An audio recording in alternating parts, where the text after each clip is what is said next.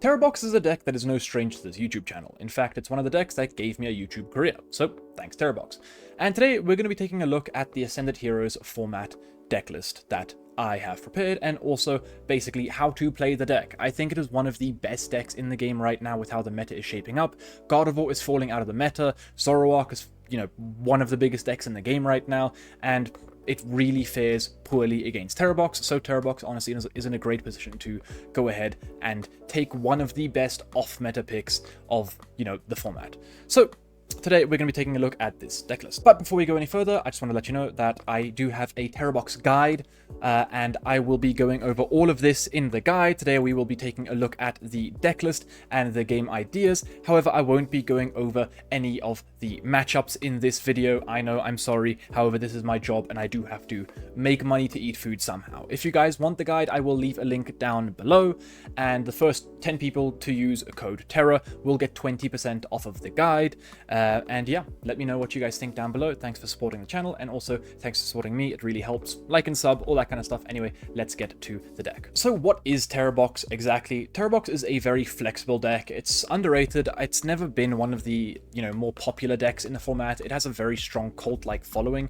However, it's never been the best deck or the most represented deck, just because it's a little bit more difficult to play. However, it is very, very rewarding, and it is a deck that is very much so tailored towards the meta. So deck lists will change depending on the meta. If Dragapult was not a threat in the meta, we probably wouldn't be playing Clefairy and stuff like that. We'd be going back to something like a Terapagos. However, Dragapult is a big thing in the meta, so we're running that. Zoroark is a big thing in the meta, so we're definitely going towards more of these grass Pokemon. So we're playing Iron Leaves, we're playing multiple Teal Mask Pokemon. So it just depends on what is in the meta, and whatever is in the meta will dictate what is in the box.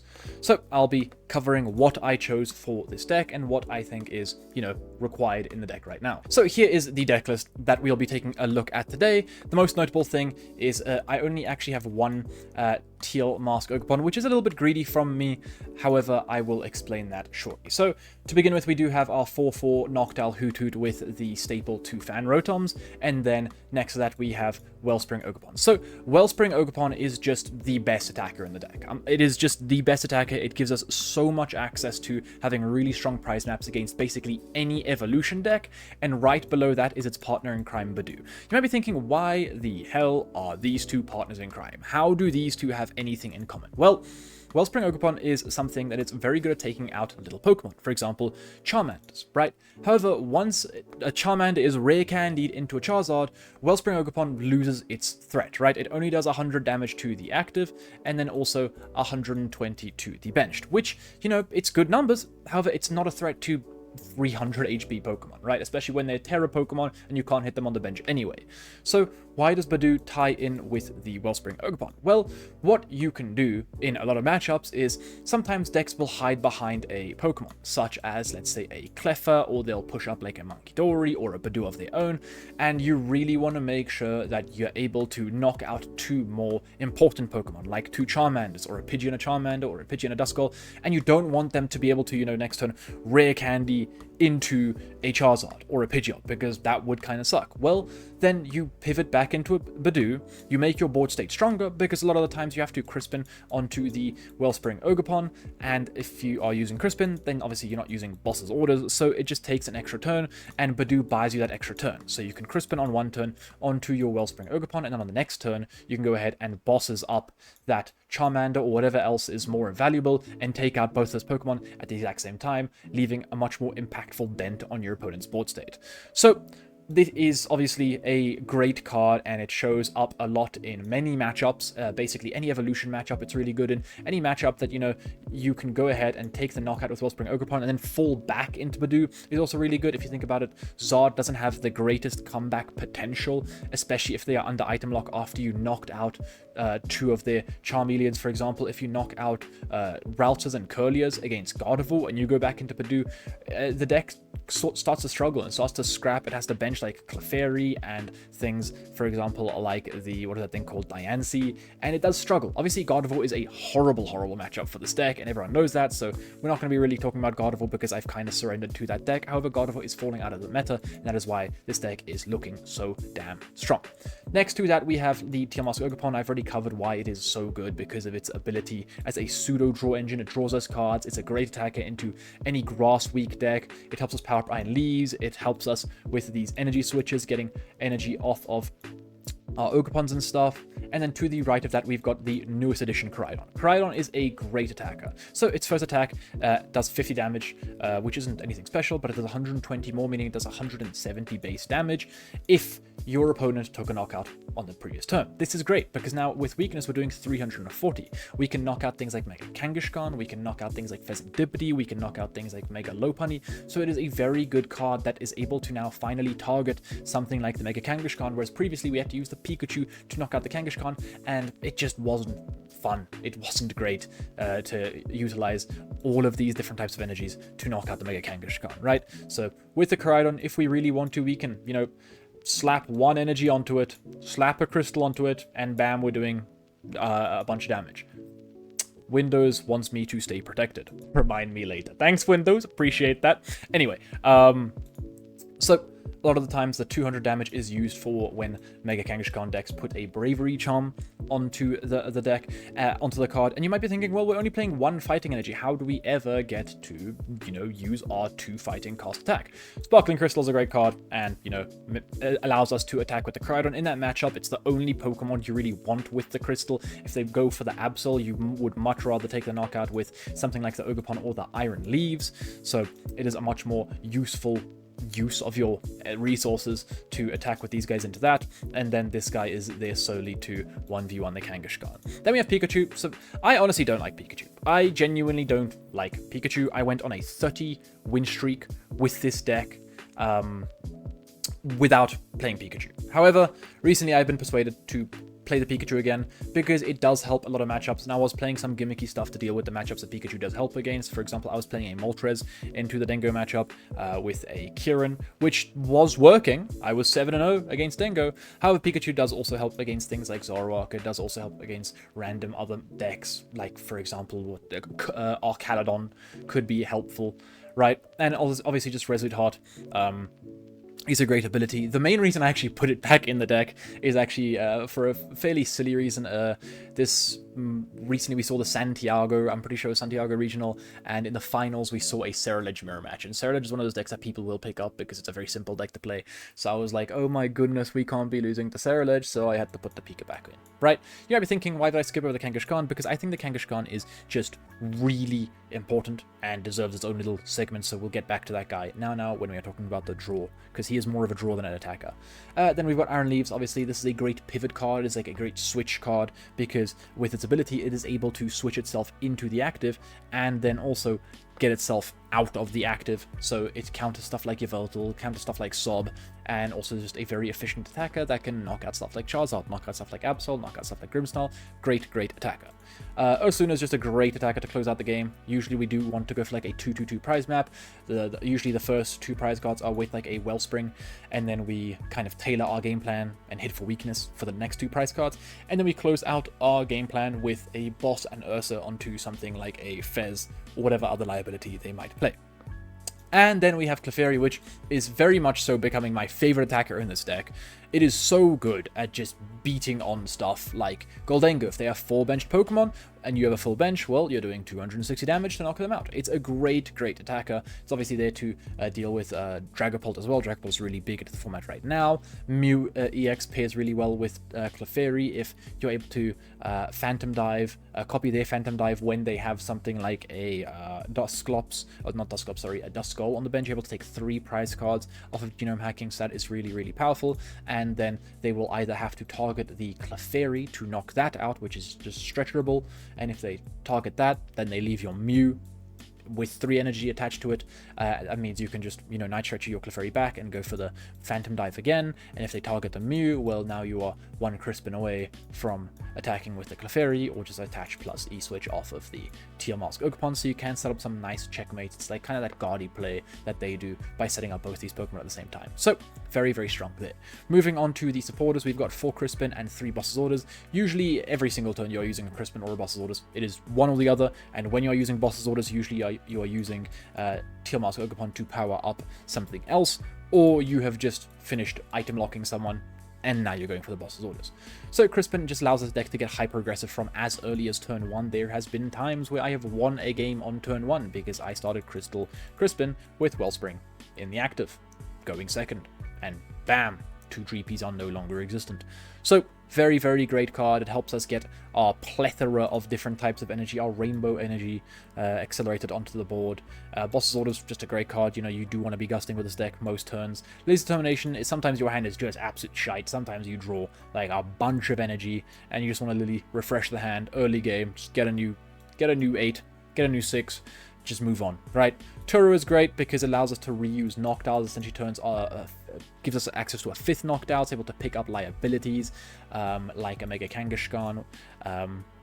Speaking of the Mega Kangaskhan is just a great card in the middle of the game. Once we have already set up attackers and stuff, Kangaskhan is just a great card to draw us cards.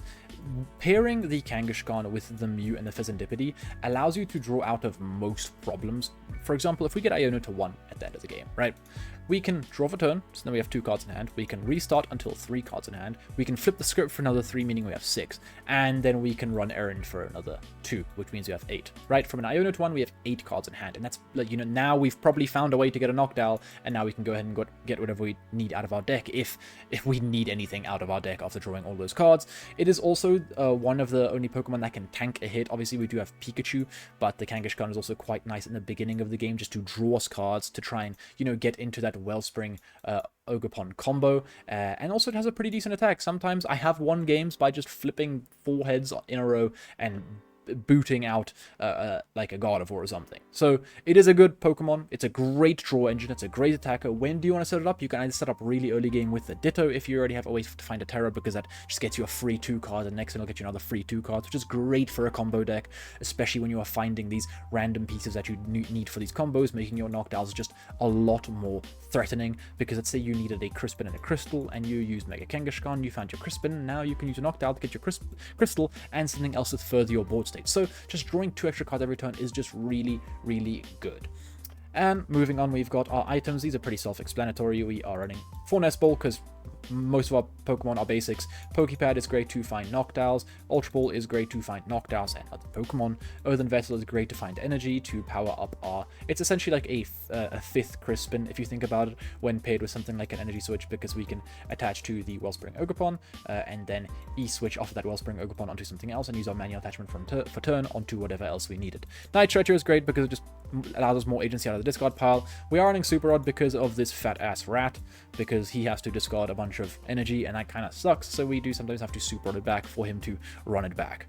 Then we have Crystal, great ace spec. Then we have Vitality Band, which is usually used for the Wellspring Ogerpon, because Wellspring Ogerpon does 100 damage to the active, and the rocks, Lunatone and Solrock, have 110 HP, Monkey Dory has 110 HP, and sometimes Pokemon decks will force up these 1 prizes, which make it really awkward for our Wellspring Ogerpon to deal with. But with Vitality Band, we can be like, get your bitch ass out of here and smack these guys for a knockout while taking out another Pokemon on the bench. So Vitality Band really does help. It also helps against a few other Pokemon. For example, on Pikachu, it can do 310 damage, meaning we can one-shot Guardy. It doesn't come up very often, but it's great that we have the option. For Mega Kangaskhan, we can hit 210, meaning we can knock out other opposing Pokemon, such as Fezandipity, such as Wellspring, such as Teal Mask, which is quite nice, such as Latias as well. So sometimes you do want the Kangaskhan to just kind of pop something, and that 10 extra damage does really help. And also it is a pretty important math piece, because sometimes you will have no way to deal with a Goldengo, and this happened to me twice, where I didn't have any way to deal with a Goldengo because I prized my Moltres, so I slapped a Vitality Band on the Kangaskhan and rapid fire combo, hit a heads, knocked out the Dengo, and we were chilling. Right? Usually they have to go for a 2/2/2 prize map, so you don't really have to worry about being like, oh, but my Kangaskhan gone, you know, it's 3 prizes. They still have to take extra knockouts. They are probably going to go 2, 3, 1. It would have taken them the same amount of turns if they went for a 2-2-2, right? So it doesn't really matter. It's there. It exists. The only time you don't really want it to be dying is against something like a Dragapult, because then they can go ahead and, you know, pair this with a knockout on. They can like go ahead and Phantom Dive 200 here, put 60 onto your Fan Rotom, following turn Dusk Noir this guy 130, Phantom Dive this guy, put 10 there, knock out that guy, put 10 there, knock out that guy, take all 6 prize cards at the same turn. So avoid that, right? Then we've got our Stadium. Obviously, Stadium is a bit greedy. We're only playing 2. We're also not playing any out to Watchtower, so that is why I kind of want to make a Kangaskhan, because it just allows us to see more cards early game, so that if we do get stuck by a Watchtower early game, at least we drew some cards before the Watchtower was found. And also, we do have a lot more, like, the problem with this deck was that a lot of our Pokemon would die beforehand, right? And that we just wouldn't have an attacker. But Koraidon is quite tanky, has 230 HP, right? Mega Kangaskhan itself is quite tanky, 300 HP. So we can have these attackers that are able to just kind of, you know, early game just swing into stuff and take some knockouts, really low agency, right? So if they do step a Watchtower down and we have a Crispin Energy, we can, you know, power up the Mega Kangaskhan and just start swinging, right? So it is quite nice. It's an attacker that doesn't need to, you know, lose all its energy. It's another, like, low agency attacker. The only difference is it is 3 energy instead of 2 energy compared to the Clefairy, but these are kind of, like, low agency attackers if we're under threat by something else. Then we have the energy, you know, very standard counts. We have 4 grass for the Teal Mask. We have 2 psychic for the Clefairy, and also the option of attacking with the Latias, but it's mainly just there so that we don't, you know, prize like, you know, the psychic and the Clefairy. We're only playing 1 Clefairy, so it's like it doesn't really matter if we prize the Clefairy. Like we weren't going to use it anyway. But the thing is, if we prize the Clefairy, at least we still have extra energy to find it for Crispin. Whereas if we prize the energy, now the Clefairy is a useless card. So one is useless without the other, whereas one is still useful without the other being the energy. It's still used without Clefairy, right? Then we have 1 fighting for the Koraidon, and if we do need to use a second attack, we have Crystal. 1 water, just because sometimes you want to use the Torrential Pump without the Crystal. And then these 2 are unfortunately there only for the Pikachu. He's a very greedy Pokemon and loves to be the center of attention, meaning we have to give up a lot of deck slots for him. So unfortunately, that is how that goes. But that is the deck list. So the early game and the mid to late game. So this deck is a very reactive deck, usually tailoring the game plan to whatever deck we are versing, since we are able to grab resources whenever we want and grab whatever we want. Usually we are able to kind of, you know, create the same game plan over and over again. So a lot of decks we will be able to, all right, we're going to Water Pond this turn, and the next turn we'll use Pikachu, and the next turn we'll use Ursaluna. And we can repeat that a lot because of the knockdown. So usually you do want to go first. I guess the only deck you want to go second against actually is Mega Box, because Badoo is really good at slowing them down. So yes, there are some times we do want to go second. So pretty nice. And then obviously you want Hoot Hoots because that is your main, you know, draw engine, search engine. And yeah, if you have Tera in hand, sometimes it's correct not to bench it, because if we are going first, sometimes decks going second can punish us for benching that. And the main one is Raging Bolt, because they can go ahead and go Prime Catcher and Skadoosh our 2-prizer, which definitely do not want that happening. Against Evo decks as Dragapult and Gardevoir, you'll usually prioritize Water Ogerpon, start using Torrential Pump. This attack is incredibly strong. Some Evo decks will hide behind Badoo or Cleffa. This is why we play Badoo to take a turn off, and Gust on the following turn to take out 2-value Pokemon. Another really important thing to mention here is that we can also Torrential Pump the Badoo for 100 and not shuffle the energy back, right? So we'll still take a prize card. And usually Dragapult doesn't play Rare Candy, so Badoo isn't really as powerful into Dragapult, so usually you just want to take the knockout onto Badoo, and then next turn boss up 2 Dracloaks, and then take them out for 100, and then 120, right? Because there's just not much they can do about that. And then we've taken out 2 of the Dracloaks. They only play usually 2 to 3 Night Stretcher, meaning they're not going to have great recovery of those Pokemon cards. And then after that, we can go ahead for even a 3rd Torrential Pump to just close out the game completely. And then we only need 1 prize card at the end of the game. And that is very easy, because we have quite a long time to, you know, even to take the prize card before they even set up a Dragapult. Mid to late game is quite difficult for me to say, oh, just do this, this, and this, because it's very reactive, It's very like, okay, what did I do? What resource do I have access to? What resources does my opponent have access to? What did my opponent do? What have they set up? What are they prioritizing? How are they trying to close out the game? How are we trying to close out the game? So very reactive decisions that will be made as the game goes on. Thanks to Noctowl, we have constant access to our deck. This is our main strength, so I would recommend always having access to a Hoot on the bench as the game progresses. I would also recommend having Mew, Fez, and Kangaskhan on the bench, as you will have quite a few liabilities at this point in the game, meaning extra cards are just nice cards. Whenever your opponent takes a knockout, you can promote that Kangaskhan and just get yourself an extra, 2 cards, which is just great. The amount of games I've won because I was able to find Noctowl for late game Iono is a testament to how important it is to make sure you have a board state that can draw out of that Iono to 1 or 2. Mew and Fez is also a great combo, it allows you to draw to 6. We've already spoken about all of that. And moving on. So I just wanted to talk about a few potential techs before we finish off. Thanks to Tera being such a flexible deck, you just obviously have a great amount of techs that you can use. Some things that actually I haven't mentioned here are the Moltres. I've actually really enjoyed the Moltres. Moltres is really good, and I think post-rotation Moltres is going to be incredibly important to deal with other teal mask decks. I actually have Pikachu over here because I started this guide off with the Moltres, but after seeing the Ceruledge mirror match, I actually put the Pikachu back in the deck and decided it's actually, better with the Pikachu for now with the current meta. So yeah, Moltres and Pikachu, either one or the other, yes. Vitality Band we have in the deck currently right now. Glass Trumpet is a pretty decent option. Briar is a decent option as well. Mega Kangaskhan we are currently playing. Second Teal Mask is also a fairly decent option as well. These techs, obviously, some of them are in the deck, some of them are not in the deck, but these are cards that I feel like you can play around with, take in, take out or put in. It honestly just depends on the player, right? It is also just a very, like, if your locals have a lot of God of War player, I just wouldn't play this deck, right? Obviously, if your locals have a lot of Zoroarks, I think this is a great pick. So it honestly just depends on what is going on in the meta and also what is going on near you guys, because everyone's local meta is different.